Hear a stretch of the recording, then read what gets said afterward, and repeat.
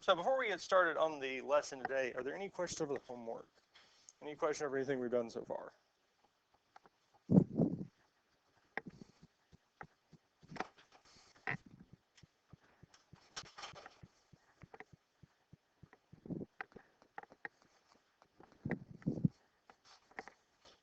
So what we talked about yesterday, starting talking about yesterday, was angles, radians, degrees, coterminal, supplementary, complementary, degrees, minutes, seconds. We talked about all these angles. Now the next thing that's also useful in trigonometry is the unit circle. Because there's so many angles that we have that fit this unit circle and work nicely no matter the setup. And they're just certain given values. Now the unit circle itself, represented here, is also represented by the equation x squared plus y squared equals 1. Equation of a circle.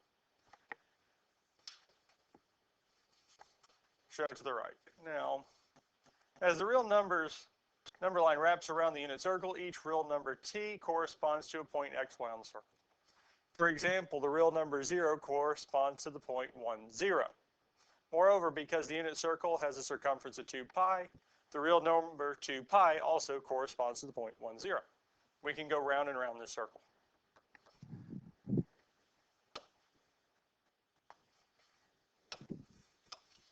So really what they're saying is that this point over here, 1, 0, is 0 radians or 2 pi radians. We get to that same spot. And with this here, from the preceding discussion, it follows that the coordinates x, y are two functions of the variable t. You can use sine, cosecant, cosine, secant, tangent, cotangent. These 6 functions, abbreviated as sine, cosecant, cosine, secant, tangent, and cotangent, respectively define their values. Definition of a trigonometric function, sine of t is equal to y. So on the unit circle, the y value of a given point is going to be the value of sine of t, sine of that angle. Or cosine of t is equal to x, the x value. And tangent of t is equal to y over x, the y value over the x value. As long as x is not equal to 0. Because if x is equal to 0, it's undefined. Cosecant is 1 over y, 1 over sine. As long as y is not 0, because if y is 0, it's undefined. Secant is 1 over x, 1 over the x value, as long as x is not 0. And cotangent's x over y, as long as y is not 0. And I mean, we've had some of these here, because sine of an angle is equal to the opposite side of a triangle over the hypotenuse. Cosine of a given angle is adjacent over the hypotenuse, and tangent of a given angle is opposite over the adjacent. Secant or cosecant of an angle is the hypotenuse over the opposite side. Secant of an angle is the hypotenuse over the adjacent side.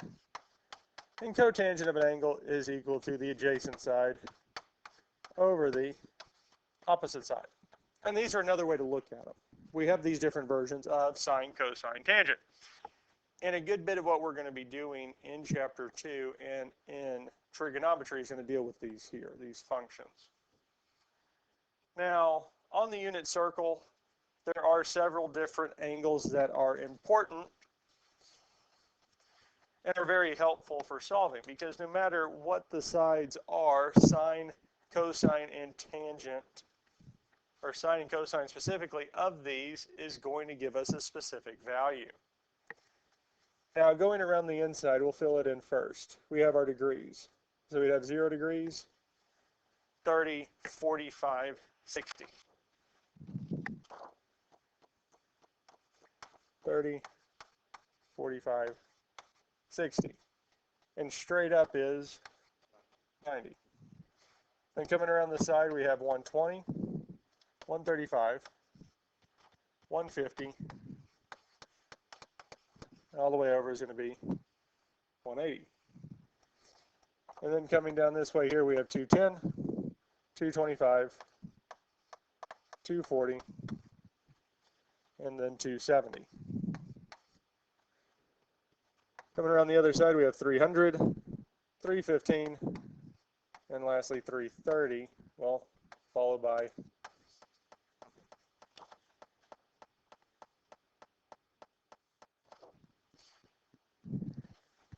and we also have radians. Well, we had 0 radians.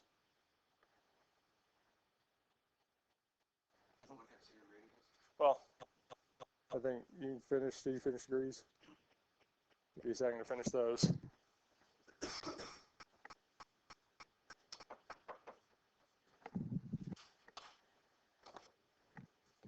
So radians. Our first one is 0 radians. And then from there we have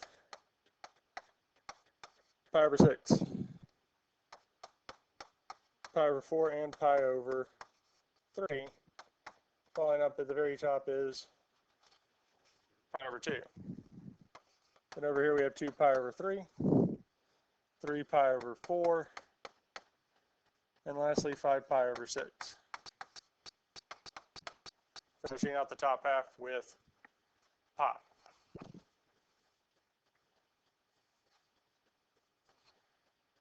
Now we come to the bottom half, we have 7 pi over 6, 5 pi over 4, and 4 pi over 3. And at the very bottom we have 3 pi over 2. Over here we have 5 pi over 3, 7 pi over 4, and the last one is 11 pi over 6. Well, not the last one. The last one's actually 2 pi.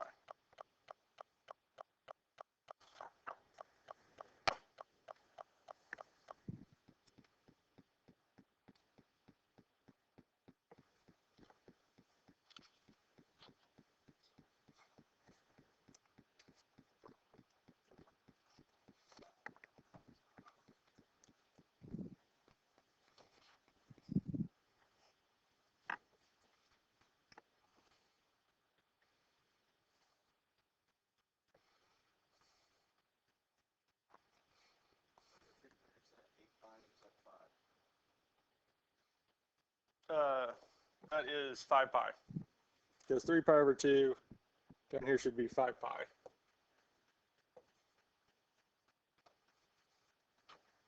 Five pi over 3.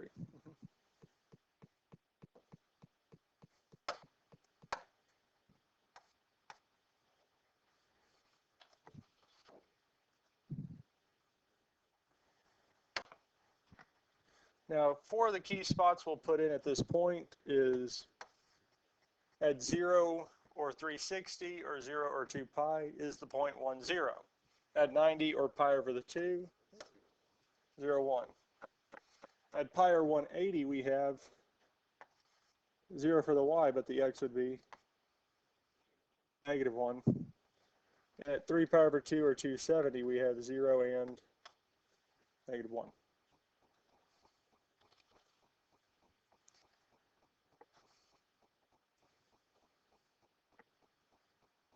Now I'm going to make this a little bit bigger.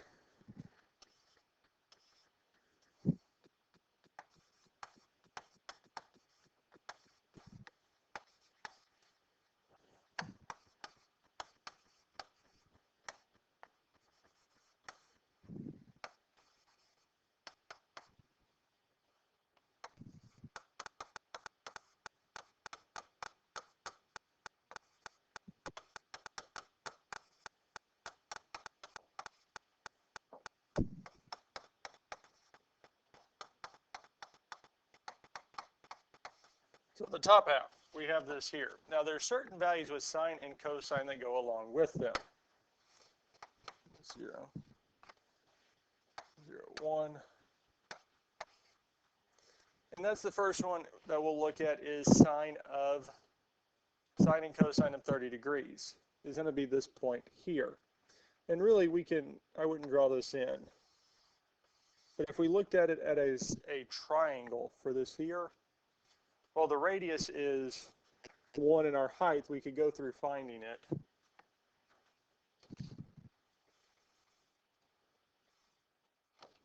Because we know that this here is 30 degrees. The radius here is 1, and we could find the x and y coordinates with this.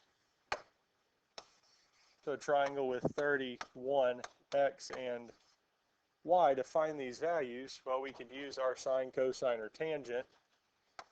So be looking at, say, sine of 30 degrees is equal to the opposite side over the hypotenuse, or sine of 30 is equal to x. And normally, there's different ways we could go about doing it. One of them is just plugging it into a calculator. And it tells us sine is 1/2. And we look at this here, sine, one more, is our y value. Sine is going to be our y value. So for this here, the y value is 1/2, 1/2.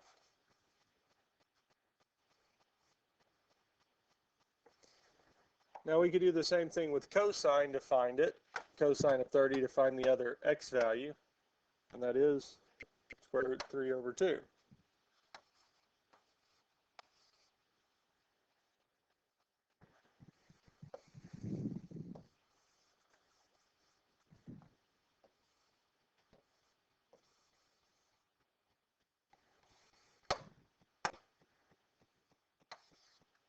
I also hope you notice that when we're doing this here, really we've just been taking sine and cosine of each angle.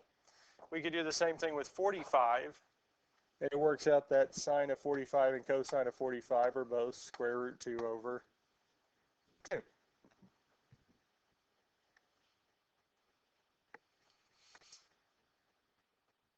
And lastly, 60 degrees would be 1/2 and square root 3/2.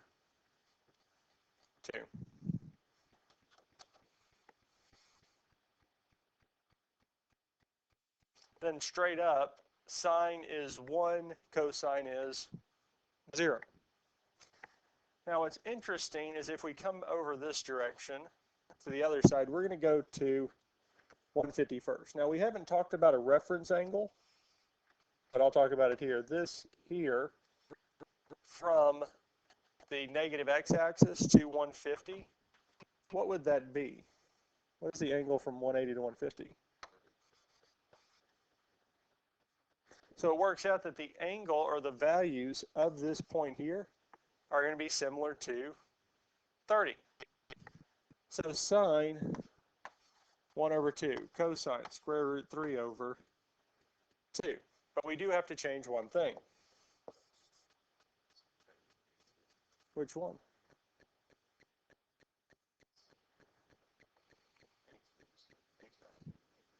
Yes. If you have room to put the negative inside the parentheses, I would do that. I just ran out. But that also means that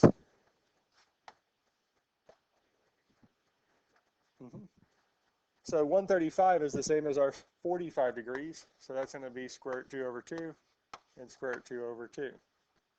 The x value would be negative square root of 2/2.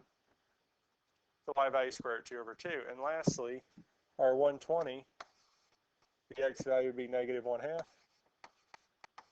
The y value would be square root 3/2. So they do have this kind of mirror image to them. Now, I did leave a spot up there for positive negatives.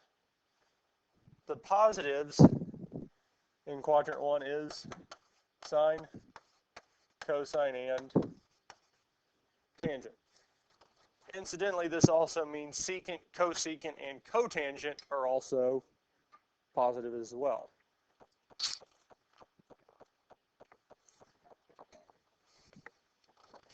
Now in quadrant 2, as we can see here, sine is indeed positive, the y values. But as we can also see, cosine is, and that actually means tangent's also negative. Questions on any of these here so far? Now we have these here.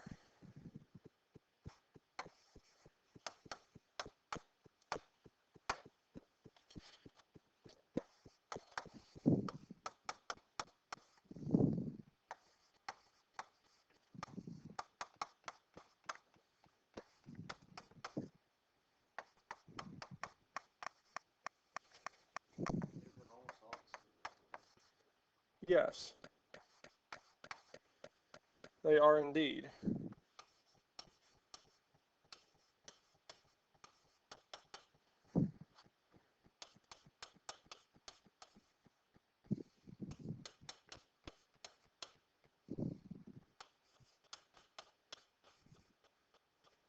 $330, $315, $300. Yep. -1, 0, 0, -1, 1, 0. So incidentally, our values, we still have square root 3 over 2 and a half. Square root 2 over 2, square root 2 over 2, and lastly 1/2 and square root 3 over 2. Over here we'd still have 1/2 and square root 3 over 2, square root 2 over 2, square root 2 over 2, and lastly square root 3 over 2 and 1/2. But some of the signs need to change. So looking in quadrant 3, which ones would be negative? Both.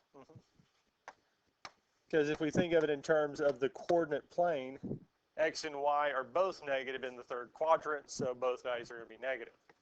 In the fourth quadrant, which one's going to be negative?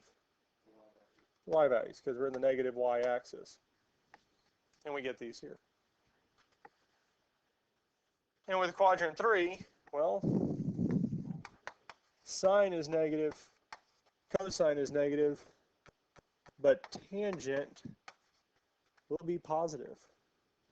Because tangent is our x over, or y over x. Negative divided by negative is a positive.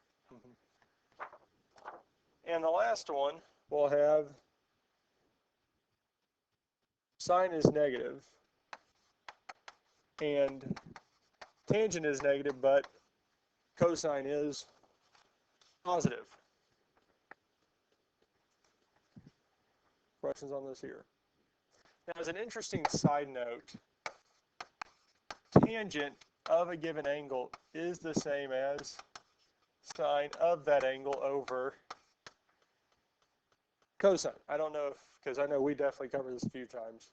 I don't know if in your previous classes they brought this up, because it doesn't come up much or if all in geometry that's tangents equal to sine over cosine, but it is a true statement. Now, it's one thing to say it and it's another thing to show it, because when we talked about sine and cosine, especially in geometry, as we kind of said already, sine is equal to the opposite side length over the hypotenuse.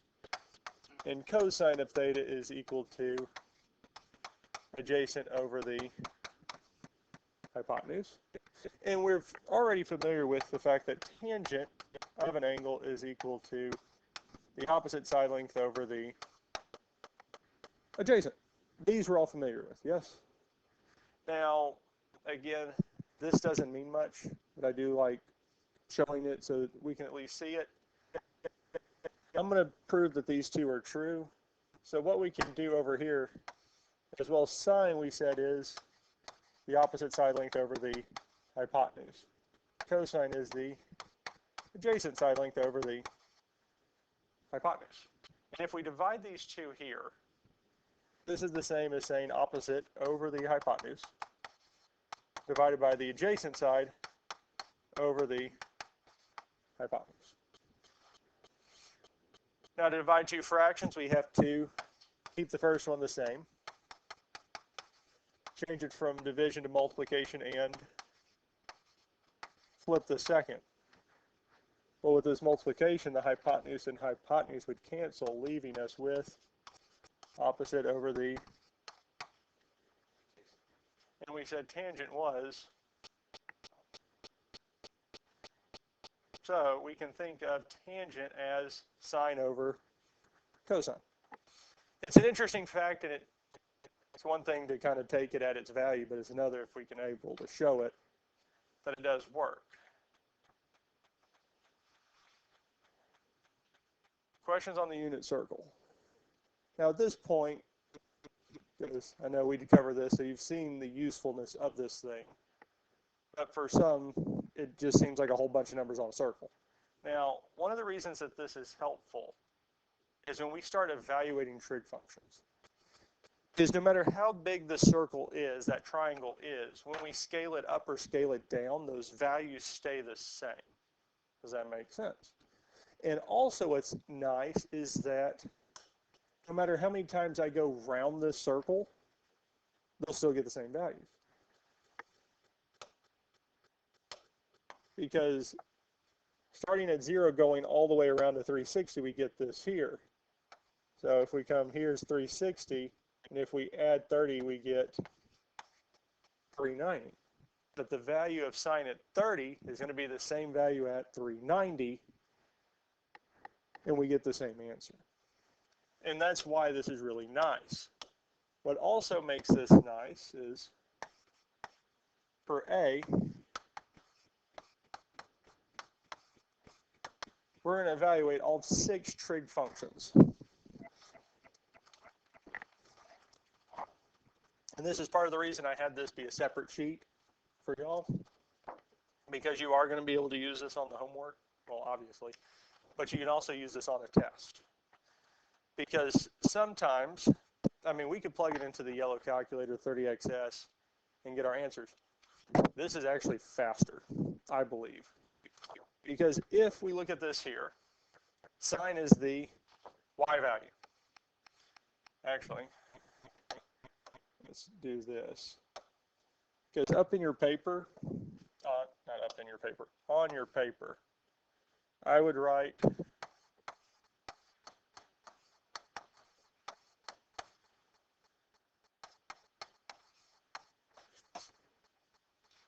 our ordered pair. I would write that somewhere as a reminder to yourself. Because again, after this class, unless you're doing trig or these sine cosine values, I'm not expecting to memorize the fact that x is always cosine, y is always sine, but it's a good reminder. So, the first one's pi over 6, yes? Is that one of the values on the unit circle? Well, as we just said, sine is the y value, yes?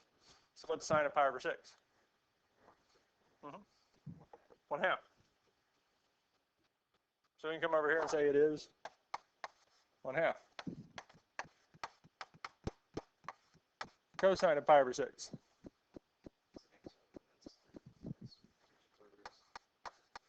Square root of 3 over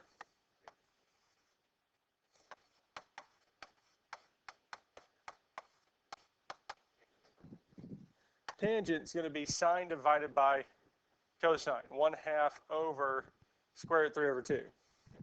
Now that's not easily obtained on there. We can obtain it one of two ways. We can say 1/2 over second square root 3 over 2, enter, is square root of 3 over 3.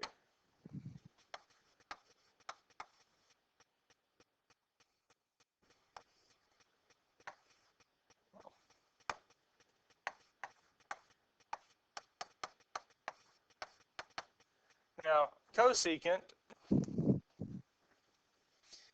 is 1 over sine or 1 over cosine. Do we flip sine or do we flip cosine? Yeah. Do we flip sine or cosine? Because I went over this trick with you last year to try to keep them straight, because it's challenging because you've never talked about sine.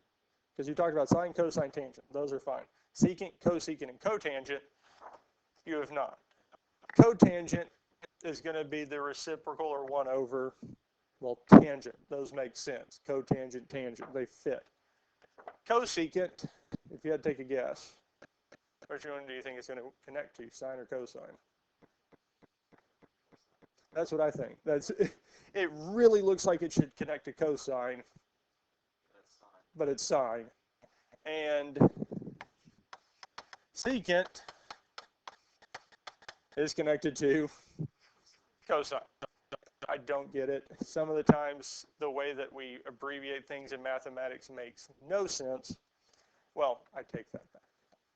There is some logic, there is some sense to it. I just don't understand. There is a process and there is a meaning to the madness, because I know I'm missing that turn of phrase.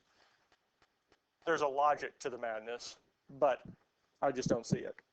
So the way I remember this is CSC looks like it should be cosine, but it's actually sine. SEC looks like cosine, but it's actually cosine. They're kind of flipped. So what we have to do is cosecant, we can flip sine. So it was 1/2, it is now 2/1, or we can just say 2. Secant would be 2/, we can't leave it as this. And I do understand the logic behind this, and the main reason that we can't leave this here is because we don't want to divide by an irrational number.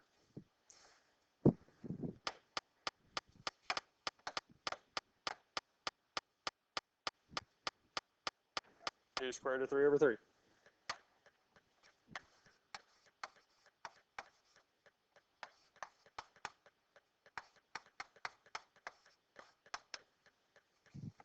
And cotangent would be 3/the square root of 3.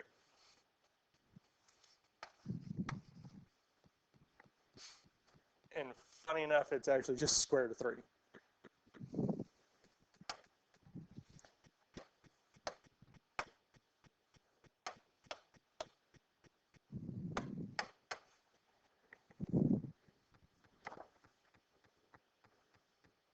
Okay, we're doing good on time. I'm planning on doing this tomorrow, but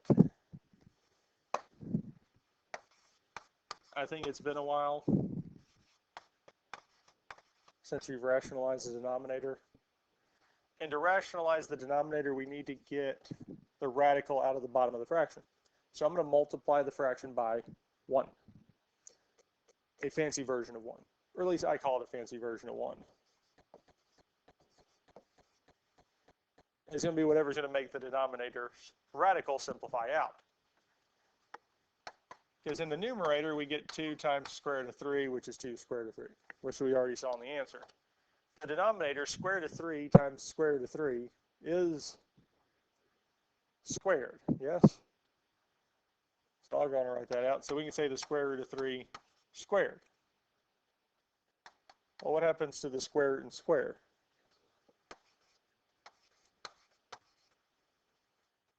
Getting us this here, and that's what it's doing. And the yellow calculator is doing for us. We don't have to do it ourselves. In the denominator, or the second one, we'll do the same thing. Square root of 3 is in the denominator, so we'll multiply top and bottom by the square root of 3.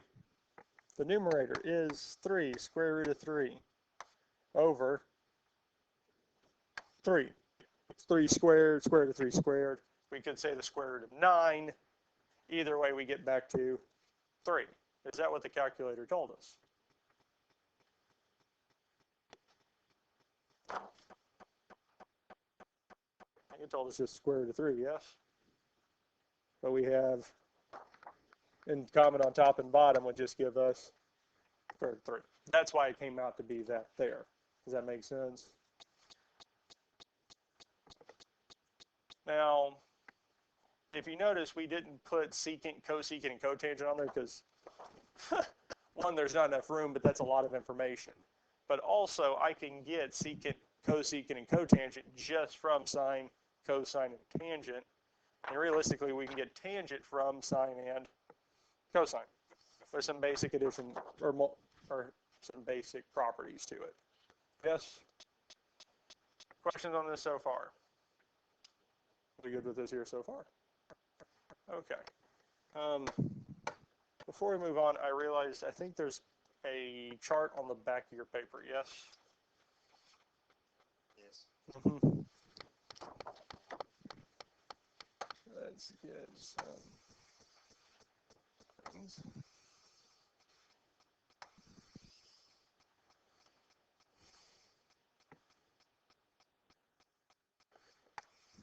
There's one more.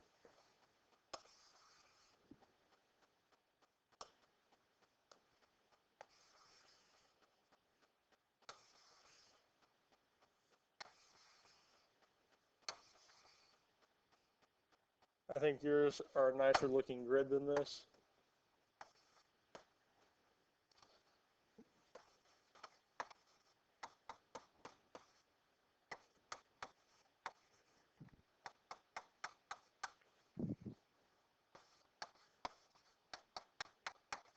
So going across the top, we can put these here. You can put 40, 30, 45, 30 degrees, or pi over 6, pi over 4, pi over 3.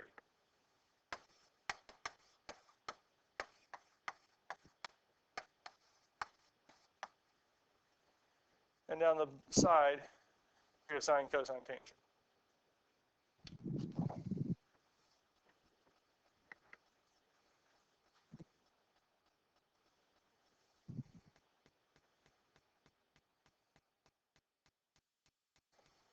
Now sine,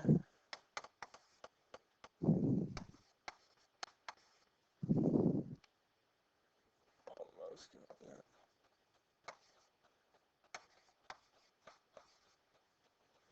'30s, 45, 60, we have these here. There's not a whole lot to it, because sine of 30 degrees or pi over 6 is 1/2. Sine of 45 degrees or pi over 4 is square root 2 over 2. Sine of 60 or pi over 3 is square root 3 over 2. Cosine, square root 3 over 2. Square root 2 over 2. 1/2.